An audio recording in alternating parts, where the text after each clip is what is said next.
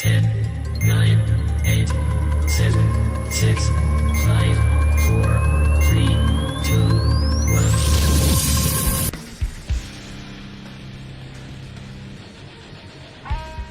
When I tell people I'm a fighter pilot, sometimes they don't believe me.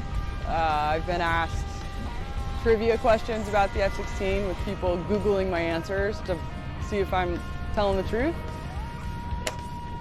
I do get a lot of disbelief. I get a lot of people who don't realize that we've been flying in combat since 1992 and that women were flying fighters even before that. So a lot of people are still shocked. Julie Moore is part of a rare breed. Only 2% of Air Force fighter pilots are women.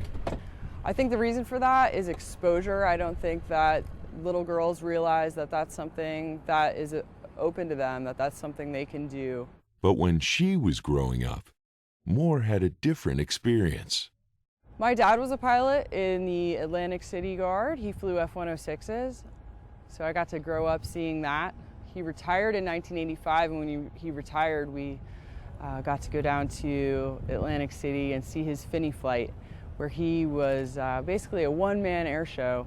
So we stood out on the ramp. I was only 8 years old, but I was really impressed with the jet noise and the performance that day, and that really left an impression on me. And I think that was when I really started to consider, wanting to be a pilot. I don't know that I always was dead set on being a fighter pilot. There are lots of great airplanes to fly in the Air Force. But the thought of flying a fighter seemed the most challenging and the most rewarding to me. Moore began her journey to becoming a fighter pilot by attending the Air Force Academy. Her father, Lieutenant Colonel David Moore, was a special part of her commencement ceremony. When I graduated from the Air Force Academy, I was commissioned as a second lieutenant in the Air Force, and my dad was there to perform the oath of office with me and pin on my second lieutenant butter bars. And he actually gave me his second lieutenant rank that he wore when he was commissioned as a second lieutenant. So that was a really great moment for both of us.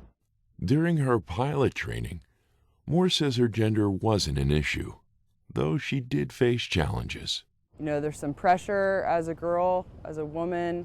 You kind of feel like you're representing, half of the race, half of the human race. So you have some pressure in feeling like, if you mess up, it's because you're a girl, or if you do well, it's because you're a girl. It's really just all in your head. So letting that go is important for succeeding. Moore completed her pilot training in 2002 and has been flying F-16s ever since.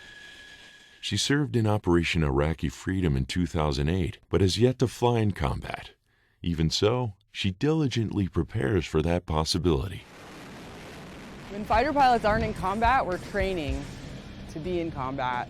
So every day that we go out and fly, we have that mentality of how are we going to prepare for combat. And we put ourselves in that mindset in the hopes that we'll fight like we train. That's what we signed up to do. It's our job to make sure we're prepared to do it. Major Moore currently flies as a member of a reserve squadron based in Homestead, Florida. Flying a F-16 is a thrill. It's a bit like riding a roller coaster, I suppose. The acceleration is great. The relative speed, flying low to the ground, is fun. Fighting, dog fighting, pulling a lot of G's, going fast, and Max performing the airplane is just a thrill, and it's an awesome job, and I love it.